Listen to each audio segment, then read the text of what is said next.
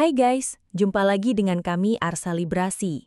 Kali ini kami akan membahas asal-usul cermin dari genangan air hingga kaca perak modern.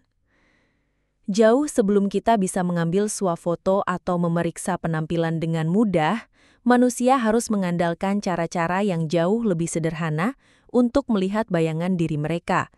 Sejarah cermin adalah kisah menarik tentang inovasi, teknologi dan bahkan status sosial yang terbentang selama ribuan tahun. Cermin paling awal, refleksi di alam. Cermin pertama bagi manusia bukanlah benda buatan, melainkan alam itu sendiri, genangan air yang tenang. Di tepi danau, sungai yang tidak berarus atau bahkan kubangan air setelah hujan, manusia purba untuk pertama kalinya dapat melihat pantulan wajah mereka. Refleksi ini meskipun sering kali terdistorsi dan tidak sempurna, menjadi awal dari ketertarikan manusia pada citra dirinya. Langkah pertama manusia, batu yang dipoles, sekitar 6.000 sebelum Masehi. Cermin buatan manusia pertama kali muncul sekitar 8.000 tahun yang lalu di Anatolia, sekarang Turki. Cermin ini tidak terbuat dari kaca, melainkan dari kepingan obsidian, sejenis batuan vulkanik yang terbentuk dari lava yang mendingin dengan cepat. Bongkahan obsidian ini dipotong dan dipoles dengan susah payah hingga permukaannya menjadi sangat halus dan mampu memantulkan bayangan. Cermin obsidian ini sangat berharga dan menjadi komoditas dagang yang penting pada masanya. Contoh cermin kuno yang terbuat dari obsidian yang dipoles. Era logam mengkilap, kemewahan kuno, sekitar 4.000 sebelum Masehi dan 1.000 Masehi.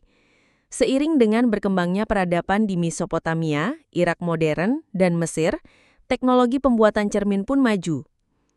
Manusia mulai menggunakan logam.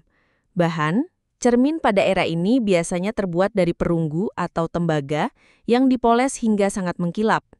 Belakangan, cermin yang lebih mahal dibuat dari perak. Bentuk, umumnya berbentuk piringan bundar kecil dengan gagang yang dihias dengan indah. Status, cermin logam adalah barang mewah, hanya orang-orang kaya dan berkuasa seperti bangsawan dan pendetalah yang mampu memilikinya. Benda ini lebih merupakan simbol status daripada alat praktis sehari-hari. Peradaban lain seperti di Tiongkok juga mengembangkan cermin perunggu dengan bagian belakang yang diukir dengan sangat rumit. Revolusi kaca, cikal bakal cermin modern. Abad ke-1 sampai abad ke-16. Orang Romawi adalah salah satu yang pertama kali bereksperimen dengan cermin kaca sederhana dengan melapisinya dengan timah cair, namun hasilnya tidak terlalu jernih. Titik balik besar terjadi di Venesia, Italia, pada abad ke-16. Para pengrajin kaca Venesia mengembangkan teknik untuk menghasilkan kaca datar yang hampir sempurna. Mereka kemudian melapisinya dengan campuran timah dan raksa atau merkuri. Proses ini menghasilkan cermin dengan kualitas pantulan yang jauh lebih unggul daripada cermin logam. Namun, cermin ini sangat mahal dan proses pembuatannya sangat beracun karena menggunakan raksa. Rahasia pembuatannya dijaga ketat selama lebih dari 1 abad, menjadikan Venesia pusat produksi cermin mewah di Eropa. Lahirnya cermin modern, proses pelapisan perak tahun 1835. Cermin modern seperti yang kita kenal sekarang lahir berkat penemuan seorang ahli kimia Jerman, Justus von Liebig, pada tahun 1835. Ia menemukan proses kimia untuk melapisi permukaan kaca dengan lapisan tipis perak metalik. Proses ini yang dikenal sebagai silvering memiliki banyak keunggulan. 1.